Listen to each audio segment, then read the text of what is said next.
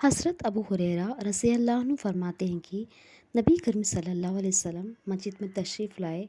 उसके बाद एक शख्स आया और नमाज़ पढ़ने लगा। नमाज के बाद उसने आकर नबी करीम सल्लल्लाहु अलैहि वसल्लम को सलाम किया। अपने सलाम का जवाब देकर फरमाया कि वापस जाकर दोबारा नमाज़ पढ़ो, क्योंकि तुमने नमाज नहीं पढ़ी।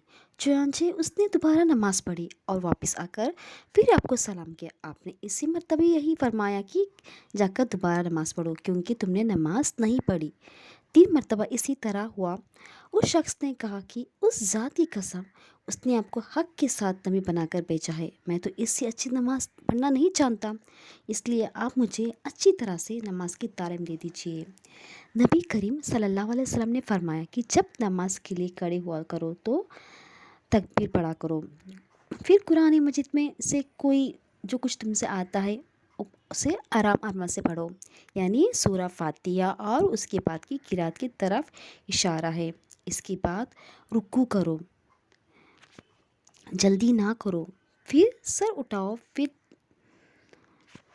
पूरी तरह खड़े हो जाओ और फिर सजदा करो तो पूरी तरह से सजदा करो। फिर सजदे से सर उठाकर एहतिमाम से बैठ जाओ।